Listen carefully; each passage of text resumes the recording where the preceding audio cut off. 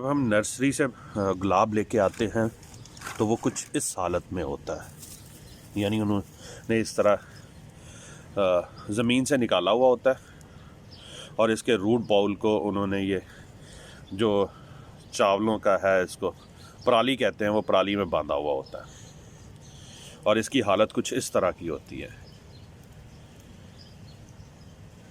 और इसकी जड़ें कटी हुई होती हैं क्योंकि ये ज़मीन से निकाला हुआ होता है। उन्होंने बस एक छोटा सा रूट बॉल निकाल लेते हैं और उसको निकालते हुए कुछ जड़ें कट जाती हैं। और इसको आज मैं आपको बताने जा रहा हूँ कि इसको हम गमले में कैसे लगाते हैं और कौन सा बेस्ट मेथड है कि जिससे आपका सक्सेस रेट भी 100% हो जाता है और दूसरा क्या कहते हैं, ग्रोथ भी बहुत अच्छी होती है। तो चलिए देखते हैं इसके लिए हमें क्या क्या चाहिए। मैं यूज़ कर रहा हूँ, ये प्लास्टिक का पॉट है 12 इंच का, ये मैं यूज़ कर रहा हूँ। उसके अलावा आपको चाहिए 50% गार्डन सॉइल, ये पड़ी हुई है, मैंने ज़मीन पे फेंकी हुई है क्योंकि मैंने इसमें मिक्स करना है। 50% आपको गार्डन सॉइल चाहिए होगी, 25% आपको रेत चाहिए होगी। ये मेरे पास इस थैले में पड़ी हुई है रेत, और ये वो रेत है जो कंस्ट्रक्शन में हम लोग यूज़ करते हैं। ये लाजमी आपने मिक्स करनी है क्योंकि इससे जो है पानी का ड्रेनेज बहुत अच्छा बना रहता है। उसके अलावा 50% गार्डन सॉइल, 25% रेत और 25% कंपोस्ट, ये वर्मी कंपोस्ट पड़ी हुई है मेरे पास, मैं ये यूज़ करूँगा। और उसके साथ मैंने तकरीबन 150 ग्राम जो वाइट आपको नज़र आ रहा है, ये बोन मील है, तो ये मैं यूज़ करूँगा। अगर आप लोगों के पास बोन मील नहीं है तो कोई ज़रूरत नहीं है, आप 25% कंपोस्ट यूज़ करें।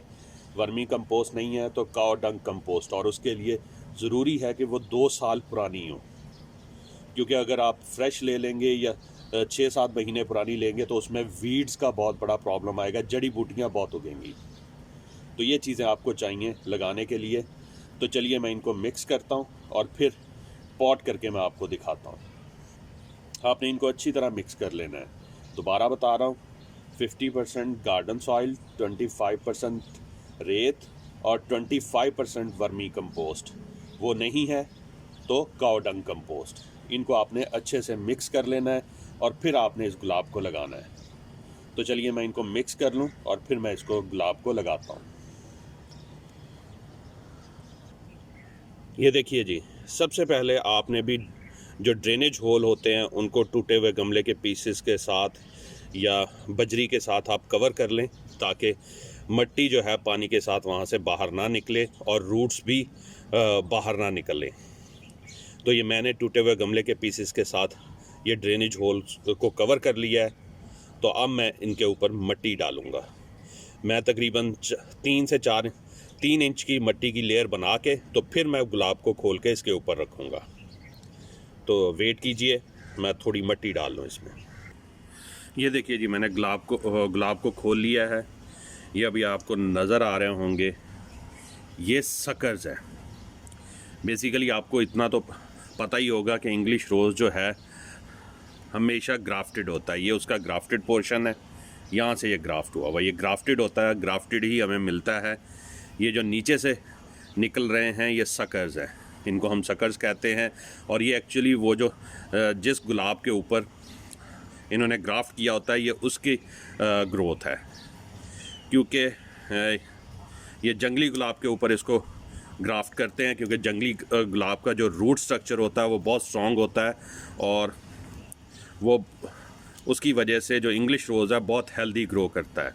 तो ये इसलिए उन्होंने फिर इसको दूसरा उस पर करते हैं, जंगली गुलाब के ऊपर ग्राफ्ट करते हैं। तो आप लोगों ने भी हमेशा ये जो सकर्स हैं, ये देखें मैं तोड़ रहा हूँ, आप लोगों ने भी ये तोड़ते रहना है।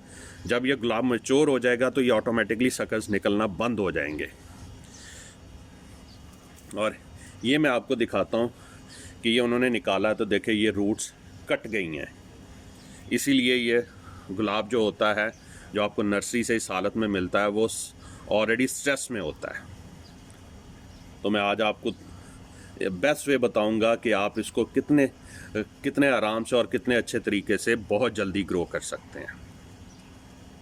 तो चलिए मैं अब इसको लगाता हूँ और आपने भी इसी तरह लगाना। और एक चीज़ ज़हन में रखिएगा कि जब आप इसे मिट्टी में लगाएं तो ये जो ग्राफ्टेड पोर्शन है इससे तकरीबन 2 इंच नीचे तक ये मिट्टी के अंदर चला जाना चाहिए, यानी इतना पोर्शन इसका मिट्टी के अंदर चला जाना चाहिए। तो चलिए मैं लगा के फिर आपको दिखाता हूँ। फिर बता रहा हूँ, इतना पोर्शन 2 इंच यानी ग्राफ्टेड पोर्शन से 2 इंच नीचे, ये ग्राफ्टेड पोर्शन है, इससे 2 इंच नीचे इतना मिट्टी में एटलीस्ट चला जाना चाहिए। एक और चीज़ जो मैं आपको बताना भूल गया, ये 100 ग्राम के करीब नीम के एक पाउडर है। ये भी आपने मिट्टी में जब मिट्टी मिक्स करनी है तो उसमें लाजमी मिक्स करना है। मैंने मिक्स कर लिया हुआ है, तो मैंने कहा मैं आपसे भी शेयर कर दूं कि ये 100 ग्राम नीम के एक पाउडर, ये आपको आसानी से मिल जाएगा किसी भी सीड स्टोर से,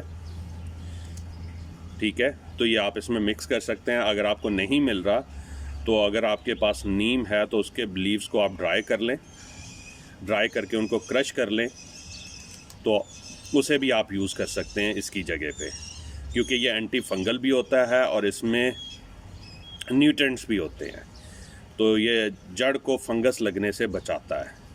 और क्योंकि ये ऑलरेडी पौधा स्ट्रेस में होता है और इसकी जड़ कटी हुई होती है, तो सबसे ज़्यादा हमने शुरू में काम ही रूट पे करना है, क्योंकि रूट को एक तो फंगस से बचाना है और रूट की ग्रोथ करवानी है। तो मैं आगे चल के शेयर करता हूँ कि रूट को हम कैसे फर्दर ग्रो कर सकते हैं और कि जल्दी से ग्रो करवा सकते हैं, क्योंकि रूट जो है वो आप समझ लें कि सारी की सारी पौधे की जो फूड आती है वो रूट प्रोवाइड करती है। तो रूट्स हेल्दी होंगी तो पौधा ग्रो करेगा। ये देखिए जी, हमारा पौधा मिट्टी में फिक्स हो गया है। मैंने ग्राफ्टेड एरिया से 3 इंच के करीब छोड़ के नीचे तक मिट्टी फिल कर दी है इसकी।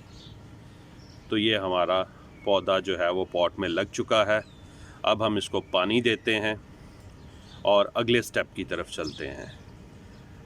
अब हमने इसको पानी दे देना है, फर्स्ट टाइम भर के पानी देंगे, और उसके बाद ये जितने भी लीव्स आपको इस पे नज़र आ रहे हैं, हाथ की मदद से या कैंची की मदद से आपने ये सारे लीव्स रिमूव कर देने हैं। और ये फ्लावर बर्ड्स भी जो आपको टॉप पे नज़र आ रही हैं, मैं ये भी रिमूव कर दूंगा, आपने भी रिमूव कर देनी है। देखिए, फूल लेने के लिए हमारे पास बहुत टाइम है। जब पौधा सही से ग्रो हो जाएगा तो हम इससे फूल भी लेंगे और वो हेल्दी फूल होंगे। अभी के लिए क्योंकि ऑलरेडी पौधा बहुत स्ट्रेस में है, तो अगर हम ये बर्ड्स रहने देंगे तो सारे की सारी जो एनर्जी है पौधे की वो बर्ड्स को खिलाने में लग जाएगी, फूल को खिलाने में लग जाएगी, और पौधे की प्रॉपर ग्रोथ नहीं हो पाएगी। इसलिए हम बर्ड्स रिमूव कर देंगे। और ये जो पत्ते हैं ये 95% है कि इनको ब्लैक स्पॉट आ जाएंगे और ये बाद में झड़ेंगे, फंगस लगेगी इनमें। तो इसलिए बेहतर है कि हम पहले ही इन सारे पत्तों को गिरा दें, क्योंकि हम इन पत्तों को गिराएंगे तो उतनी ही जल्दी जो ऑक्सिलरी बर्ड्स हैं वो एक्टिवेट होंगी और नई ग्रोथ स्टार्ट हो जाएगी। तो चलिए मैं सबसे पहले ये रिमूव करता हूँ और साथ साथ मैं पौधे को पानी भी देता हूँ। ये देखिए, मैंने सारे पत्ते और बर्ड्स रिमूव कर दी हैं और बिल्कुल गंजा कर दिया, कोई पत्ता नहीं है ऊपर, और ये पानी भी मैंने दे दिया है।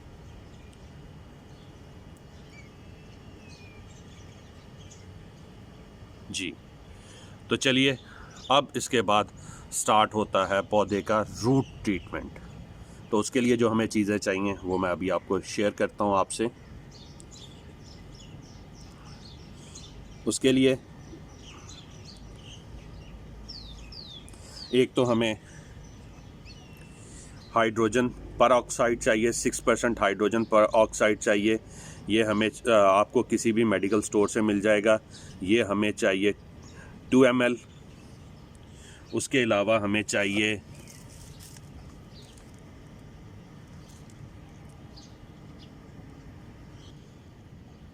हमें ये ह्यूमिक एसिड चाहिए। मैंने तकरीबन ये भी 2 ग्राम के करीब लिया है ह्यूमिक एसिड। ये ब्लैक सा आपको नज़र आ रहा होगा मेरी हथेली पे, तो ये ह्यूमिक एसिड है। ये चाहिए हमें 250 ml पानी चाहिए, उसके अलावा अगर आपके पास हो रूटिंग हार्मोन, जैसे कि मेरे पास है, तो ये रूटिंग पाउडर या रूटिंग हार्मोन चाहिए आपको 1 ग्राम। तो इन सारी चीज़ों को, यानी 2 ml जो है हाइड्रोजन पर ऑक्साइड, 1 ग्राम रूटिंग हार्मोन पाउडर और ये 2 ग्राम के करीब ह्यूमिक एसिड, इनको आप 250 ml पानी में अच्छी तरह से डिज़ोल्व कर लें।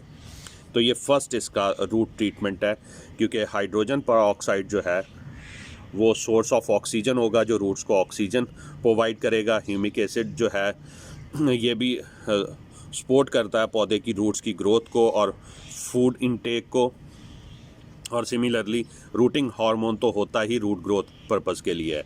तो शुरू में हम जो पहला ट्रीटमेंट करने जा रहे हैं वो इसकी रूट्स पे करने जा रहे हैं, ताकि इसकी रूट्स ग्रो हों। और आप देखिएगा ये पहली डोज़ आप देने के बाद 7 to 10 डेज़ के बाद पौधा दोबारा से एक्टिवेट हो जाएगा, इसकी बर्ड्स एक्टिव हो जाएंगी और ग्रोथ स्टार्ट हो जाएगी। आपने ये 7 दिन के गैप के बाद 2 ट्रीटमेंट देने हैं। एक अभी दे रहे हैं जब पौधा लगाया, और फिर ठीक 7 दिन के बाद दोबारा से यही रिपीट करना है आपने। तो चलिए मैं पानी में इन्हें डिज़ोल्व कर लूँ। अगर आप लोगों को अंदाज़ा ना हो रहा हो कि 1 ग्राम कितना होगा या 2 ग्राम कितना होगा, तो ये स्पून आप देख रहे हैं, ये आम टेबल स्पून है। इसको अगर आप हाफ फिल करें ना, तो वो आपका 2 ग्राम के करीब ह्यूमिक एसिड बन जाएगा। और अगर आप इसको 1/4 लेंगे, फिल करेंगे, तो वो आपका 1 ग्राम के करीब वो रूटिंग हार्मोन पाउडर बन जाएगा। तो वो ले लेना है। और ये जो हाइड्रोजन पर ऑक्साइड है, इसके जो ऊपर कैप लगा हुआ है, ये अगर आप हाफ फिल करेंगे तो ये आपका 2 ml के करीब हाइड्रोजन पर ऑक्साइड बन जाएगा। तो इससे भी आप अंदाज़ा कर सकते हैं, वरना आप इसको मेजर करके भी ले सकते हैं। तो आपने ये पानी में मिक्स कर लेने हैं और वो पानी फिर आपने पौधे की जड़ों में दे देना है। अच्छी तरह से मिक्स कर लीजिएगा। मैं ये मिक्स कर रहा हूँ। मिक्स करके तो आपने इसे पौधों की जड़ों में डाल देना है। लेकिन उससे पहले आप पानी दे दीजिएगा, वो पानी डिज़ोल्व होने दीजिएगा। जब वो डिज़ोल्व हो जाए तो फिर आपने इसे उसकी जड़ में देना है। ये मैंने अच्छी तरह मिक्स कर लिया है, तो अभी मैं ये उसकी जड़ में डालता हूँ और चारों साइडों पे डालना है आपने हल्का हल्का। तो चलिए अब इसको डालते हैं उसकी जड़ में।